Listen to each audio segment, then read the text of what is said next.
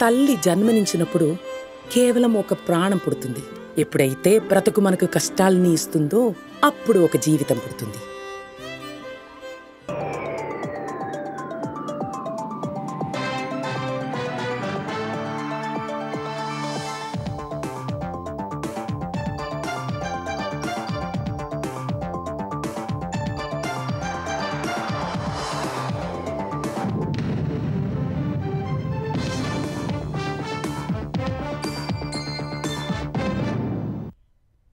నమస్కారం, ఈటీవీ న్యూస్కి స్వాగతం.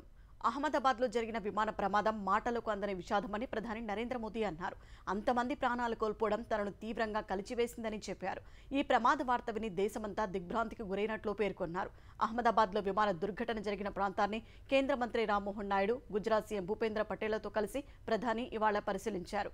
229 మంది ప్రయాణికులు, 12 మంది సిబ్బంది, మెడికల్ కాలేజీ హాస్టల్లో 24 మంది మృతి చెందిన ఈ ఘటన జరిగిన ప్రాంతం మొత్తం కలియ తిరిగారు. అధికారుల నుంచి ప్రమాదానికి సంబంధించి పూర్తి వివరాలు తెలుసుకున్నారు. వైద్య కళాశాల సముదాయాన్ని పరిశీలించిన ప్రధాని దుర్ఘటనకు దారితీసిన పరిస్థితులను అడిగి తెలుసుకున్నారు. అనంతరం విమానాశ్రయానికి సమీపంలోని కార్యాలయంలో సమీక్ష నిర్వహించిన ప్రధాని దుర్ఘటన తర్వాత తీసుకున్న అనేక చర్యలపై అధికారులు ప్రధానికి వివరించారు. ఈ సందర్భంగా ప్రధాని వారికి పలు సూచనలు చేశారు. తర్వాత అహ్మదాబాద్ సివిల్ ఆసుపత్రికి వెళ్లిన ప్రధాని అక్కడ చికిత్స పొందుతున్న వారిని పరామర్శించారు. సివిల్ ఆసుపత్రి సి వార్డులో చికిత్స పొందుతున్న 25 మందిని పరామర్శించారు. తర్వాత ఆసుపత్రి వైద్యులతో మాట్లాడిన ప్రధాని క్షతగాత్రుల ఆరోగ్య పరిస్థితిని తెలుసుకున్నారు. మెరుగైన వైద్యం అందించాలని వారికి సూచించారు. అహ్మదాబాద్ విమాన దుర్ఘటనలో చనిపోయిన వారిని గుర్తించేందుకు డిఎన్ఏ పరీక్షలు నిర్వహిస్తున్నారు. ఈ మేరకు సివిల్ ఆసుపత్రుల మృతుల కుటుంబీకుల నుంచి రక్త నమూనాలను సేకరిస్తున్నామని అహ్మదాబాద్ ఆరోగ్య శాఖ ప్రత్యేక కార్యదర్శి ధనుంజయ్ ద్వివేది వెల్లడించారు. డిఎన్ఏ ప్రక్రియ పూర్తి చేసిన మృతదేహాలను బంధువులకు అప్పగిస్తున్నామని తెలిపారు. ఇప్పటి వరకు 6 మృతదేహాల ముఖాలను గుర్తించి వారి కుటుంబాలకు అప్పగించినట్లు పోలీసులు తెలిపారు. ప్రస్తుతం 230 మంది బాధిత కుటుంబాలు తమను సంప్రదించారని, వారి నుంచి డిఎన్ఏ నమూనాలు సేకరించినట్టు చిరాగ్ పోలీసు అధికారి గోసాయి వివరించారు. డిఎన్ఏ ప్రక్రియ పూర్తి చేసేందుకు దాదాపు 72 గంటల సమయం పడుతుందన్న ఆయన, మృతదేహాలను గుర్తించాక శవ పరీక్షలు నిర్వహించిన తర్వాత కుటుంబీకులకు అప్పగిస్తామన్నారు. అహ్మదాబాద్ విమాన ప్రమాదంలో కీలక పరిణామం చోటు చేసుకుంది. విమాన శకలాల నుంచి డిజిటల్ వీడియో రికార్డర్ డీవీఆర్ను గుజరాత్ ఏటీఎస్ పోలీసులు స్వాధీనం చేసుకున్నారు. డీవీఆర్ను డీకోడ్ చేస్తే ప్రమాదానికి సంబంధించి మరింత సమాచారం తెలిసే అవకాశం ఉందని తెలుస్తోంది. మరోవైపు విమానంలో అత్యంత కీలకమైన బ్లాక్ బాక్స్ కోసం గాలింపు కొనసాగుతోంది. బ్లాక్ బాక్స్ దొరికితే ప్రమాద కారణాలు తెలిసే అవకాశం ఉంది. ఘటనా స్థలానికి ఫోరెన్సిక్ సైన్స్ ల్యాబొరేటరీ నిపుణులు కూడా చేరుకుని ఆధారాలు సేకరించనున్నారు. అటు జాతీయ దర్యాప్తు సంస్థ ఎన్ఐఏ కూడా ఘటనా స్థలాన్ని పరిశీలించింది. విమాన ప్రమాదానికి దారితీసిన పరిస్థితులపై ఆరా తీస్తోంది. అహ్మదాబాద్ విమాన ఘటనలో మృత్యుంజయుడిగా నిలిచిన ఏకైక వ్యక్తి విశ్వాస్ కుమార్ ఈ ప్రమాదంపై దర్యాప్తులో కీలకంగా మారారు. ఈ దుర్ఘటనలో విమాన సిబ్బంది, ప్రయాణికులంతా కలిసి 242 మంది ఉండగా విశ్వాస్ కుమార్ మాత్రమే ప్రాణాలతో మిగిలారు. ప్రస్తుతం అహ్మదాబాద్ ఆసుపత్రిలో చికిత్స పొందుతున్న బ్రిటిష్ దేశస్థుడైన 40 ఏళ్ల విశ్వాస్ తన కుటుంబాన్ని చూసేందుకు కొద్ది రోజుల క్రితం భారత్ వచ్చినట్టు తెలిపారు. తన సోదరుడు అజయ్ కుమార్ రమేష్తో కలిసి బ్రిటన్ తిరిగి వెళ్తుండగా ప్రమాదం జరిగినట్టు చెప్పారు. ప్రమాదం తర్వాత స్పృహ కోల్పోయిన విశ్వాస్ కొద్దిసేపటి తర్వాత లేచి చూసేసరికి చుట్టూ మృతదేహాలు ఉన్నాయని, విమాన శకలాలు చెల్లాచెదురుగా పడి ఉన్నట్టు చెప్పారు. భయంతో అక్కడి నుంచి పరుగులు పెట్టినట్లు వివరించారు. మరో వరుసలో కూర్చున్న తన సోదరుడి ఆచూకీ తెలియడం లేదని కన్నీటి పర్యంతమయ్యాడు. విమాన ప్రమాద స్థలాన్ని పరిశీలించిన ప్రధాని మోదీ అహ్మదాబాద్ సివిల్ ఆసుపత్రిలో చికిత్స పొందుతున్న విశ్వాస్ను పరామర్శించారు. ప్రమాదం ఎలా జరిగింది, ప్రాణాలతో ఎలా బయటపడ్డారనే విషయాల్ని ప్రధాని ఆరా తీసినట్లు తెలిసింది. అహ్మదాబాద్లో ఎయిర్ ఇండియా విమానం కుప్పకూలిన తర్వాత 1000 డిగ్రీల సెల్సియస్ ఉష్ణోగ్రతతో మంటలు చెలరేగినట్లు అధికారులు వెల్లడించారు. ఈ కారణంగా సహాయక చర్యలు అత్యంత క్లిష్టంగా మారినట్లు పేర్కొన్నారు. ప్రమాద సమాచారం రాగానే వెంటనే తమ సిబ్బంది ఘటనా స్థలానికి చేరుకున్నట్లు ఎస్డీఆర్ఎఫ్ అధికారి ఒకరు తెలిపారు. అంతకుముందే మెడికల్ కాలేజీ హాస్టల్ స్థలాల కింద చిక్కుకున్న కొంతమందిని స్థానికులు కాపాడారన్న ఆయన, మంటలు పూర్తిగా వ్యాపించడంతో పరిస్థితి చేదాటిపోయిందని వివరించారు. గతంలో ఎన్నో సహాయ చర్యలు చేపట్టామని, కానీ ఇలాంటి విపత్తును ముందెన్నడూ చూడలేదని పేర్కొన్నారు. విమానంలో 1.25 లక్షల లీటర్ల ఇంధనం ఉందని, ఇంధన ట్యాంక్ పేలిపోవడంతో అగ్నిగోళం ఏర్పడిందని ఆ అధికారి పేర్కొన్నారు. పేలుడు ధాటికి క్షణాల వ్యవధిలోనే ఘటనా స్థలంలో ఉష్ణోగ్రత 1000 డిగ్రీల సెల్సియస్కు పెరిగిందని చెప్పారు. ఈ క్రమంలో విమానంలో ఉన్న ప్రయాణికులకు బయటపడే అవకాశం లేకుండా పోయిందన్నారు. తాము పీపీఈ కిట్లు వేసుకుని ఘటనా స్థలానికి చేరుకున్న వేడి తీవ్రత చాలా ఎక్కువగా ఉండటంతో సహాయక చర్యలకు తీవ్ర ఆటంకం కలిగిందని వివరించారు. విమానం కూలిన ప్రదేశంలో అధిక ఉష్ణోగ్రతకు పలు పక్షులు, సునకాలు కాలి బూడిదయ్యాయన్న ఆయన ఆ సమయంలో ఎటు చూసినా శిథిలాలే కనిపించాయని చెప్పారు.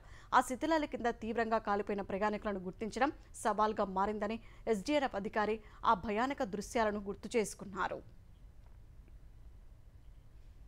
కర్ణాటక హోస్కోట సమీపంలోని గొట్టుపుర గేటు వద్ద జరిగిన ఘోర రోడ్డు ప్రమాదంలో 6 ఏపీ వాసులు దుర్మరణం చెందారు. చిత్తూరు నుంచి బెంగళూరు వెళ్తున్న ఆర్టీసీ బస్సు ముందు వెళ్తున్న లారీని ఓవర్టేక్ చేసే క్రమంలో అదే లారీని ఢీకొనడంతో ఈ దుర్ఘటన జరిగింది. ఈ ఘటనలో 3 నెలల బాలుడు సహా 6 ప్రాణాలు కోల్పోయారు. ఈ 6 చిత్తూరు జిల్లా గంగాధర నెల్లూరు నియోజకవర్గ పరిధిలోని ఎస్ఆర్పురం, వెదురుకుప్పం మండలాలకు చెందిన వారిగా గుర్తించారు. వెదురుకుప్పం మండలం ఆళ్లమడుగుకు చెందిన కేశవరెడ్డి, అతని సోదరుడి 3 నెలల కుమారుడు జనార్దన్, ఆయన తల్లి పాపమ్మ, భార్య గిరిజ, ఎస్ఆర్పురం మండలం పుల్లూరు గ్రామానికి చెందిన తనుజ చనిపోయిన వారిలో ఉన్నారు. ఈ ఘటనపై దిగ్భ్రాంతి వ్యక్తం చేసిన ఏపీ రవాణా శాఖ మంత్రి మండిపల్లి రాంప్రసాద్ రెడ్డి మృతుల కుటుంబాలకు సంతాపం తెలిపారు. బాధిత కుటుంబాలకు ప్రభుత్వం నుంచి సాయం అందించేందుకు ప్రయత్నం చేస్తామన్నారు. ఫార్ములా ఈ రేస్ కేసులో మాజీ మంత్రి కేటీఆర్ కు మరోసారి ఏసీబీ నోటీసులు జారీ చేసింది. ఈ నెల 16న ఉదయం 10 గంటలకు విచారణకు రావాలని నోటీసుల్లో తెలిపింది. వాస్తవానికి ఈ కేసులో మే నెల 28న విచారణకు హాజరు కావాలని గతంలోనే ఏసీబీ నోటీసులు ఇచ్చింది. అయితే విదేశీ పర్యటన నేపథ్యంలో హాజరు కాలేడని అధికారులకు కేటీఆర్ సమాచారం అందించారు. విదేశాల నుంచి వచ్చిన తర్వాత విచారణకు వస్తానని తెలిపారు. ఇప్పుడు కేటీఆర్ విదేశీ పర్యటన ముగించుకుని వచ్చినందున విచారణకు హాజరు కావాలని మరోసారి ఏసీబీ నోటీసులు జారీ చేసింది. ఫార్ములా ఈ కేసులో కేటీఆర్ గతంలో కూడా విచారణకు హాజరయ్యారు. ఇరాన్పై ఇజ్రాయెల్ దాడులు చేయడంతో మధ్యప్రాచ్యంలో మళ్లీ యుద్ధ మేఘాలు కమ్ముకున్నాయి. ఇరాన్ రాజధాని టెహ్రాన్ పరిసర ప్రాంతాల్లో ఇరాన్ భీకర దాడులతో విరుచుకుపడగా Iran paramilitary revolutionary guard chief Hussein Salami సహా పలువురు మిలిటరీ ఉన్నతాధికారులు, శాస్త్రవేత్తలు మృతి చెందారు. ఇరాన్ అధికార న్యూస్ ఏజెన్సీ IRNA ఈ విషయాన్ని ధృవీకరించింది. ఇరాన్ కాలమానం ప్రకారం గత రాత్రి టెహ్రాన్పై ఇజ్రాయెల్ తొలుత దాడులు చేసింది. ఈ ఉదయం 2వ దశ దాడులు చేసినట్లు స్థానిక మీడియా కథనాలు వెల్లడించాయి. ఇరాన్లోని న్యూక్లియర్ ప్లాంట్, సైనిక స్థావరాల లక్ష్యంగా ఇజ్రాయెల్ దాడులు చేసినట్టు తెలిపాయి. ఇరాన్ యురేనియం శుద్ధి కేంద్రంపై ఇజ్రాయెల్కు చెందిన జెట్ ఫైటర్లు పలుమార్లు దాడులు చేసినట్లు ఆ కథనాలు పేర్కొన్నాయి. ఆ ప్రాంతంలో భారీ ఎత్తున పొగ కమ్ముకున్నట్లు తెలిపాయి. ఇక నతాంజ్ ప్రాంతంలోని అణుకేంద్రం వద్ద పేలుడు సంభవించినట్లు తెలుస్తోంది. ఉద్రిక్తతల దృష్టిలో పెట్టుకుని ఇరాక్ ముందు జాగ్రత్త చర్యగా తమ గగనతలాన్ని మూసివేసింది. దేశవ్యాప్తంగా అన్ని విమానాశ్రయాల్లో విమాన రాకపోకలు నిలిపివేసింది. అటు టెహ్రాన్లో అత్యవసర పరిస్థితిని ప్రకటించింది. ఇరాన్పై దాడులకు సంబంధించి స్పందించిన Israel defence forces chief of staff lieutenant general Zamir తప్పనిసరి పరిస్థితుల్లోనే దాడులు చేసినట్లు తెలిపారు. ప్రతి చర్యకు మరో సందర్భం కోసం తాము ఎదురు చూడలేమని చెప్పారు. మమ్మల్ని నాశనం చేయాలనుకునే వారి ముందు తాము తల వంచే ప్రసక్తే లేదని జమేర్ స్పష్టం చేశారు. మరోవైపు ఇజ్రాయెల్ జరిపిన దాడుల్లో ఇరాన్లోని నంతాజ్ అణుశుద్ధి కేంద్రం ధ్వంసమైనట్లు అంతర్జాతీయ అణుశక్తి సంస్థ IAEA ధృవీకరించింది. IAEA చీఫ్ గ్రోసీ ఈ మేరకు సామాజిక మాధ్యమం Xలో పోస్టు పెట్టారు. మధ్యప్రాచ్యంలోని పరిణామాలపై ఆందోళన చెందుతున్నట్లు చెప్పిన గ్రోసీ రేడియేషన్ లీకేజీ స్థాయిపై సమాచారం కోసం ఇరాన్ అధికారులను సంప్రదిస్తున్నట్లు తెలిపారు. ఇరాన్లోని తమ పరిశీలకులతో కూడా సంప్రదింపులు జరుపుతున్నట్లు వివరించారు. ఇజ్రాయెల్ దాడులపై Iran supreme leader Ayatollah Ali Khamenei మండిపడ్డారు. ఈ దాడులకు ప్రతీకార చర్య తీవ్రంగా ఉంటుందని హెచ్చరించారు. ఈ మేరకు ఇరాన్ సుప్రీం లీడర్ ఒక ప్రకటన జారీ చేసినట్లు టెహ్రాన్ అధికార న్యూస్ ఏజెన్సీ IRNA వెల్లడించింది. ఇజ్రాయెల్ జరిపిన దాడిలో మిలిటరీ ఉన్నతాధికారులు, శాస్త్రవేత్తలు చనిపోయినట్లు ధృవీకరించింది. ఎప్పుడూ లేని విధంగా నివాస ప్రాంతాలపై దాడి చేయడం ద్వారా ఇజ్రాయెల్ తమ దుష్టబుద్ధిని చాటుకుందని ఖమేనీ మండిపడ్డారు. ఖమేనీ ప్రకటనకు అనుగుణంగా ఇరాన్ డ్రోన్లతో ఇజ్రాయెల్పై దాడులకు దిగింది. ఇజ్రాయెల్ వైపు భారీ సంఖ్యలో డ్రోన్లను పంపింది.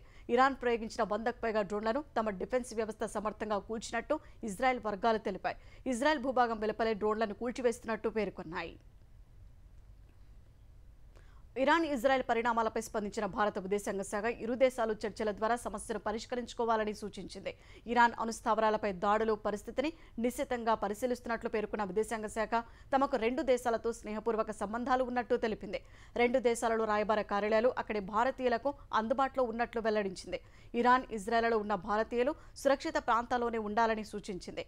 ఇజ్రాయెల్, ఇరాన్ మధ్య నెలకొన్న ఉద్రిక్త పరిస్థితులు దేశ వైమానిక రంగంపై ప్రభావం చూపుతున్నట్టు కేంద్ర ప్రభుత్వ వర్గాలు తెలిపాయి.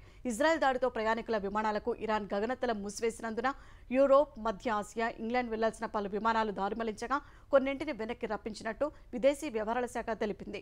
ఇప్పటి వరకు ముంబై నుంచి బయలుదేరిన 16 విమానాలు దారి మళ్లించినట్టు పేర్కొన్న అధికారులు ఢిల్లీ నుంచి అనేక సర్వీసులు ఆలస్యంగా నడుస్తున్నట్టు తెలిపింది.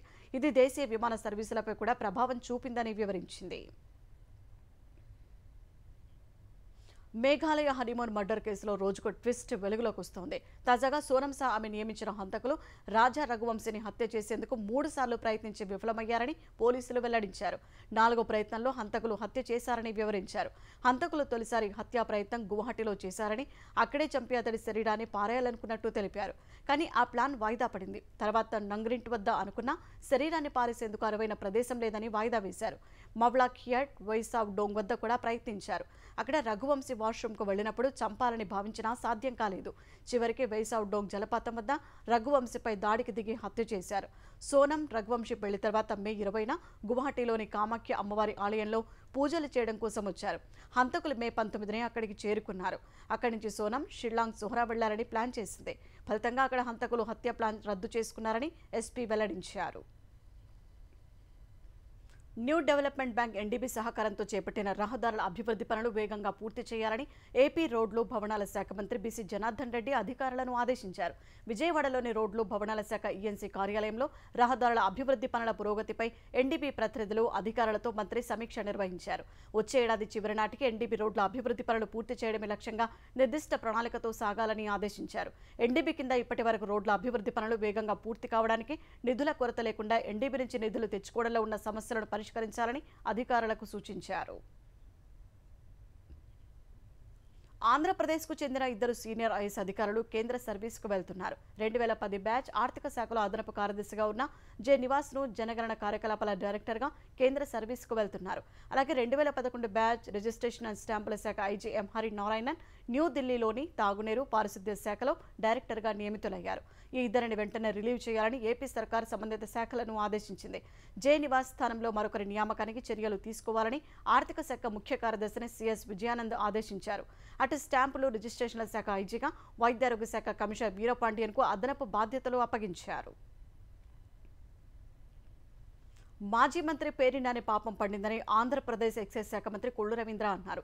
సిఆర్జెడ్ భూముల్లో పట్టాలు ఇవ్వడాన్ని కోర్టులే తప్పుపట్టాయని గుర్తు చేసిన ఆయన 2023లో బదిలీ అయిన తహసీల్దార్ 2024లో పట్టాలు ఇచ్చినట్లు చూపి అక్రమాలకు పాల్పడ్డారని విమర్శించారు. ఇళ్ల స్థలాల పేరుతో అధిక ధరలకు కొనుగోలు చేయించి కమిషన్లు దండుకున్నారని కొల్లు రవీంద్ర ఆరోపించారు. గతంలో తెలుగుదేశం హయాంలో మచిలీపట్నం నియోజకవర్గంలో 6,400 టిట్కో ఇళ్లు పూర్తి చేస్తే వాటిని పేదలకు ఇవ్వకుండా ఎందుకు పాడుపెట్టారని నిలదీశారు. 8,000 బియ్యం బస్తాలు బొక్కిన పేరినాని తిరిగి బుకాయింపులకు దిగడం హేయమని దుయ్యబట్టారు. రాజధాని అమరావతి మహిళలపై మురికి వ్యాఖ్యల కేసులో ఏపీ పోలీసులు అరెస్ట్ చేసిన కొమ్మినేని శ్రీనివాసరావుకు సుప్రీంకోర్టులో ఊరట లభించింది. ఆయనను విడుదల చేయాలని జస్టిస్ ప్రశాంత్ కుమార్ మిశ్రా, జస్టిస్ మన్మోహన్లతో కూడిన ధర్మాసనం ఏపీ పోలీసులను ఆదేశించింది. కొమ్మినేని విడుదలకు సంబంధించిన అన్ని నిబంధనలు ట్రయల్ కోర్టు ఇస్తుందని తెలిపిన ధర్మాసనం మురికి వ్యాఖ్యలపై కొమ్మినేనికి గట్టి హెచ్చరికలు చేసింది. ఇంకోసారి అలాంటి వ్యాఖ్యలు చేయొద్దని, ప్రోత్సహించే విధంగా ప్రవర్తించవద్దని తేల్చెప్పింది. భవిష్యత్తులో జాగ్రత్తగా ఉండాలని హెచ్చరించింది.